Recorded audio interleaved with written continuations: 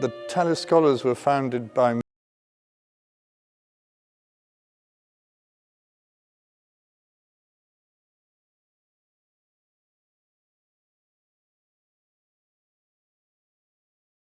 music, Renaissance polyphony for 50 years.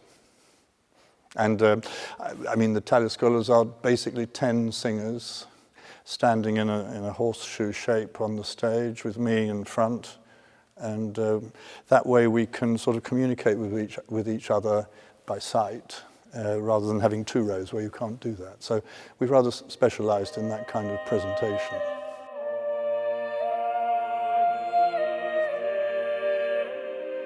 I was asked to put together two programs about Josquin. The first of them is entirely his music. So I basically just chose pieces that I wanted to do, but there are so many that I had to keep some out. But we're doing one big mass, which is it's based on the L'Homme Armé melody, which is a famous secular melody of the time, and every good composer had a go at setting it. But Josquin did it twice. This is the Missa L'Homme Armé sextitoni, in the sixth tone. And the real selling point of this mass is the final movement, which is just fascinating.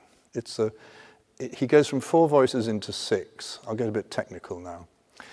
And he pairs them, 2 sopranos, 2 altos, and then baritone and bass, or tenor and bass. And there are 3 canons going on at once.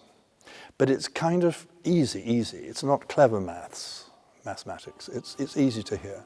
And it's just beautiful. It's just like falling off a log music.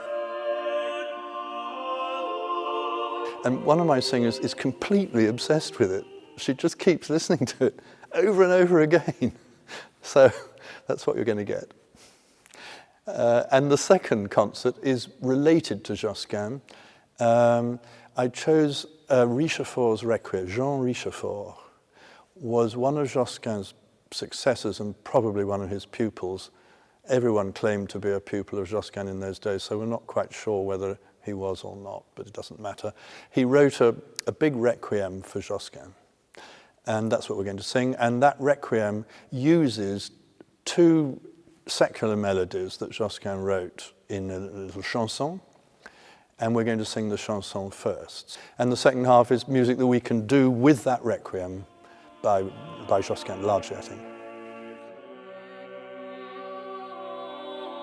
We've sung many times in the Muziekgebouw. They've been very faithful to us, and we came last year, and then just before COVID started, we came repeatedly. And so we're used to it, and it's a lovely hall to sing in. It's chamber-sized, not symphony-sized, really, and we can make the kind of sound I want that blends automatically. We don't have to force anything. It's a lovely basic sound.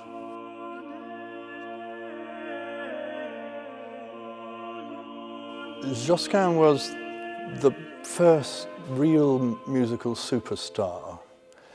A lot of Flemish composers in the 15th century, second half of the 15th century, traveled to Italy to work. But Josquin somehow made it something extra special, really because all the Renaissance princes in their palaces wanted him. He was the catch. He was the one. He would give their court more fame than any other composer available. And that was really simply because his music was universally admired. I mean, it was reckoned to be the most adventurous, the most beautiful, the most effective. It appealed to what mattered to 15th century audiences and princes.